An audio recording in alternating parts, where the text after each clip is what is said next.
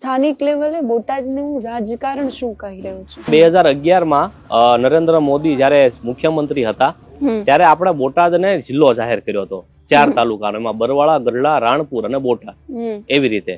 તો પ્રજાને એવું લાગ્યું કે ભાઈ હવે તો જિલ્લાનું બિરુદ બોટાદને મળ્યું છે તો બોટાદ ઊંચાઈ તરફ જશે અને વિકાસના દ્વાર બોટાદમાં ખુલશે. પણ સમય સંજોગે એવું રહ્યું કે વિકાસ તો ન થયો. ભાવનગર અને ગઢડા રોડ ઉપર જે અમુક છેવાડનો વિસ્તાર છે ને ત્યાં શૌચક્રિયા કરવા માટે પણ જાહેર સ્થળ ઉપર જવું પડે. તો શરૂઆતમાં સમયમાં એવું નક્કી હતું કે જેમ વાઇબ્રન્ટ ગુજરાત થાય છે એમ અમારે રોજગાર ઉભો કરવા માટે વાઇબ્રન્ટ બોટાદ કરવું છે. પણ એ પણ ન થયું કે ભાઈ બોટાદના ઢગલા બંધ પ્રશ્નો પ્રજાના છે તો કયો પ્રતિનિધિ ભાજપ, કોંગ્રેસ કે આમ આદમી પાર્ટીના આગળ આવ્યા અને પ્રજાના પ્રશ્નને સરકાર સુધી પહોંચાડ્યું. હવે આમ ગણો તો પ્રજા થાકી ગઈ છે.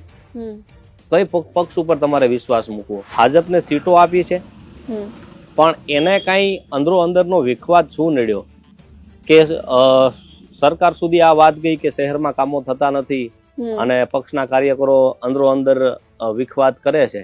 એટલે સરકારે એવું નક્કી કર્યું કે ભાઈ હવે આને સુપર સીટ કરો. નગરપાલિકા બની અને આટલા વર્ષો થયા, આટલા વર્ષોમાં એક પત્રકાર તરીકે તમે એવું કયું સારું કામ જોઈ રહ્યા છો કે જે બોટાદની જનતા માટે શાસકોએ કર્યું હોય, પછી કોઈ પણ પાર્ટી હોય? 25 વર્ષનું શાસન તમારું જો બોટાદમાં છે તો તેમ બોટાદના ડેવલપમેન્ટ માટે અને જિલ્લાના લોકોને રોજગારી મળી રહે તેવા આયોજનો ક્યારે કર્યા? ભૂગર્ભ ગટર યોજનામાંથી આ પાણી ડમ્પિંગ કરીને બોટાદની બહાર ઠલવવામાં આવે જેથી કરીને શહેરમાં ગંદકી ન ફેલાય. ઈ એક કામ મને એવું લાગે છે કે સારું થયું છે. જ્યારે વિધાનસભાની ચૂંટણી હોય કે લોકસભાની ચૂંટણી હોય તો જનતા મતદાન કરતી હોય એ વખતે મોટા ચહેરાઓને ધ્યાનમાં રાખીને મતદાન કરતી હોય. તો અમારી વિધાનસભાની બેઠક ઉપર નરેન્દ્ર મોદી પણ પ્રચારમાં હતા જ, તો બેઠક કેમ ગુમાવવી પડી? નરેન્દ્ર મોદી તો આખા વિશ્વમાં હોટ ચહેરો છે ને. પ્રજા પણ હવે ઓળખે છે અને હાવ પેલા અભણ જે પ્રજાને માનતા એવી પ્રજા અભણ નથી. આજે પણ નાના મોટા પ્રશ્નોથી પ્રજા પીડાય છે.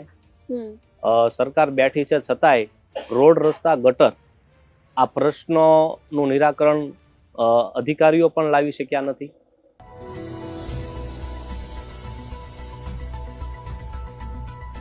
નમસ્કાર, આપની સાથે હું છું સેજલ.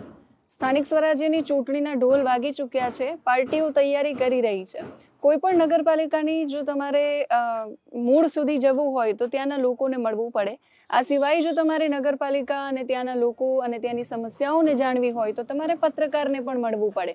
અને એટલે જ એક પત્રકાર આપણી સાથે અત્યારે બોટાદના જોડાયા છે. અત્યારે અમે બોટાદમાં છીએ અને નવઘણભાઈ આલગોતર આપણી સાથે